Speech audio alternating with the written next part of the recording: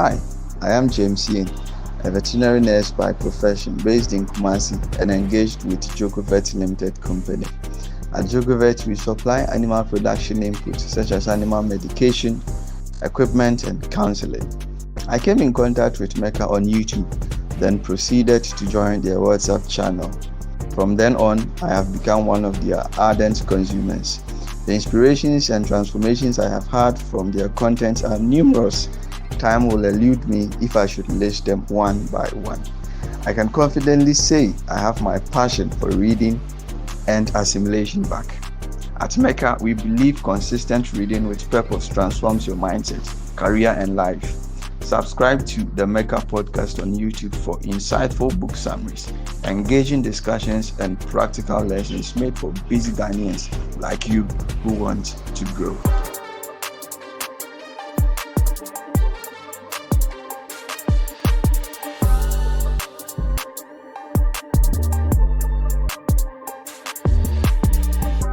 Welcome to the Meka podcast. Here, we turn big ideas into simple tools for growth. I'm your host, Quame Owusu.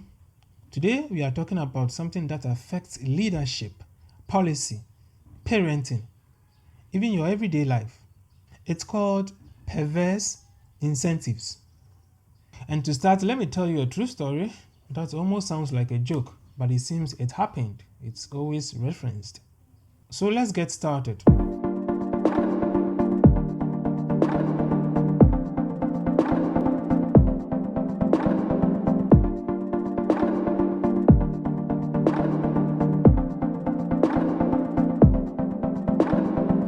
Before we jump in, don't forget to like this episode and share it on your WhatsApp groups or status if you find it helpful.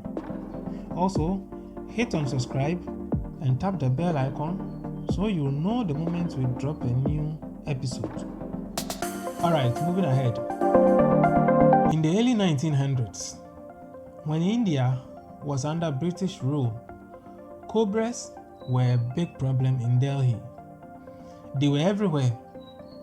People were dying, so the British government decided to act. They created a reward. Bring us a dead cobra and we will pay you. At first it worked. People went out, killed snakes and collected the money. But soon, some smart folks realized, wait a minute, why don't we just breed cobras, kill them and keep collecting money? That's exactly what they did. When the British found out, they stopped the program. They were not paying any more money. And so, what did the breeders do? They released all the useless cobras they had raised. Now, there were more cobras than before.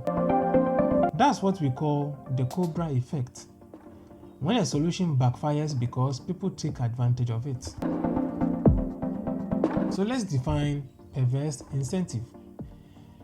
A perverse incentive is when a reward or punishment ends up encouraging bad behavior, the very thing you were trying to stop. It's like the system is quietly asking, how can I benefit, even if the system fails? And guess what? In Ghana, we see this all the time. Not just in government, it's in schools, churches, police stations, even our own homes. Let me give you a few clear examples. Example 1, focus in our schools. You see, in our schools, we focus on grades, not learning. In Ghana, school performance, especially at the SHS level, is heavily tied to WASSCE results. Teachers, heads, and schools are often evaluated based on how many students pass with good grades. This creates pressure to deliver results, sometimes at any cost. So some schools ask weaker students to stay home during exams. In other schools, they teach only past questions, or they leave questions to get better grades. And the result? Students pass exams but can't solve real problems. We reward memory, not true understanding. Example 2. In policing, more arrests, no more justice. In Ghana, report says Many police officers face informal pressure to prove they are working by showing high numbers of arrests, fines, or traffic stops. This creates the wrong kind of motivation. So, officers begin to set up frequent roadblocks, not for safety, but to collect bribes from drivers. The Ghana Integrity Initiative and Corruption Watch Project have documented this, showing that many citizens report paying illegal on-the-spot fines. This is in the Corrupt Watch Report 2020. Also, some officers, they focus on small, easy targets, like drivers without fire extinguishers, or young people walking at night, instead of chasing real criminals. A CDD Ghana study found that most people interact with police through petty checks, not through actual protection or justice.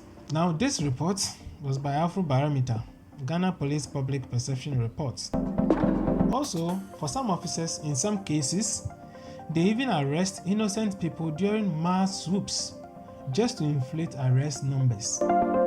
Reports from the Ghana and Legal Aid Commission revealed that young people in places like Kaswa and Ashaiman are often arrested without proper evidence. And the result?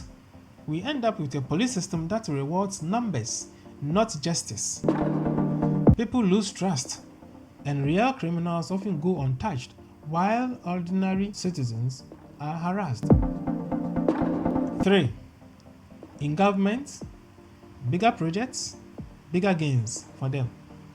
Some leaders push for large, expensive projects, not because we need them, but because the bigger the project, the more money they can secretly take for themselves. So, we end up with empty buildings that are opened with big speeches, but no one uses. For example, over 1,500 health projects have been delayed, abandoned, or left incomplete. The Health Committee report in 2022 captured this.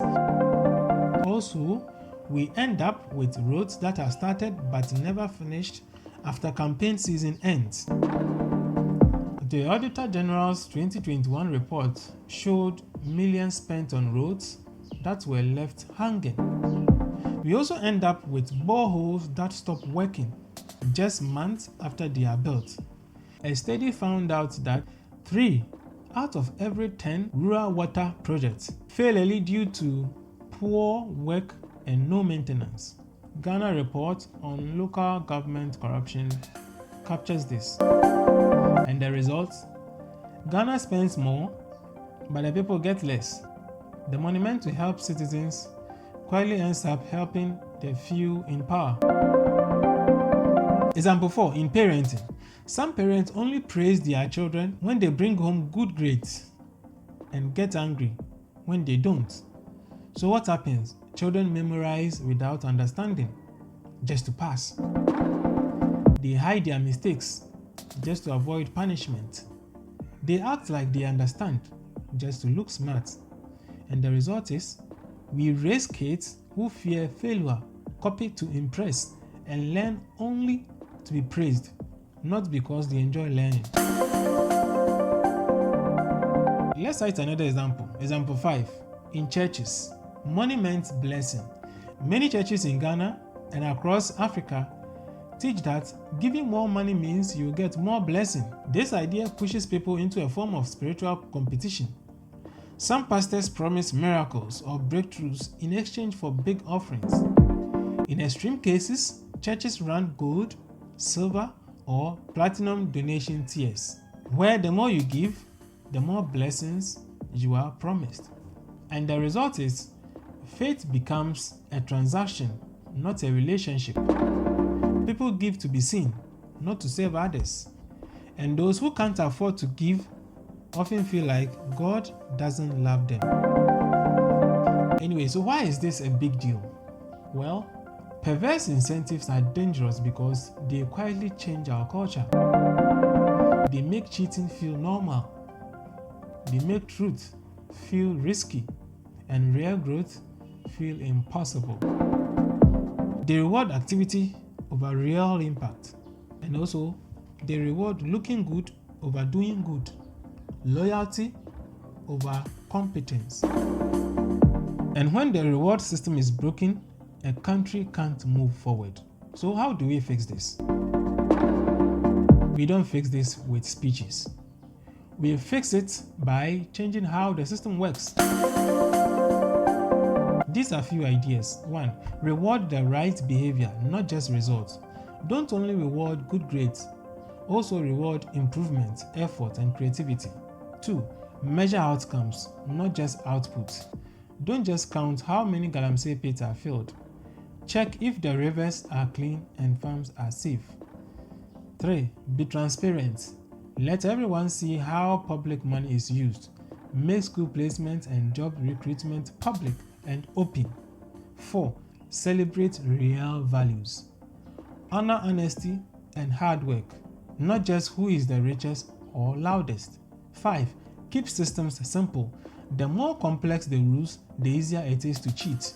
Simple systems are harder to trick. Anyway, some sources say there is no documentation concerning what happened in New Delhi in the 1900s during the British administration. But one thing is clear, the Cobra story isn't just history, it's a warning. We must ask ourselves, what problems are we quietly making worse just because we reward the wrong things? So let's not only ask, what's the goal? Let's ask, what will people do to get there? Because people don't follow good intentions, they follow incentives. And if we design the right incentives, Ghana can surprise the world. I am Quame Owusu, and you are listening to the Meka podcast. If this episode helped you see things differently, share it. Let's build a Ghana where honesty is rewarded, skills are valued, and success is fair. To support the show, join the Meka reading community on WhatsApp. It's just 20 cedis per month, and you will get access to Meka micro books, growth tools you can apply right away, webinars, and reading coaching. If you want to join, just send a WhatsApp message to 050-229-3709, or you can send an email to podcastmeka@gmail.com. Thanks for listening. Until next time, read with purpose and grow with intention. I am out.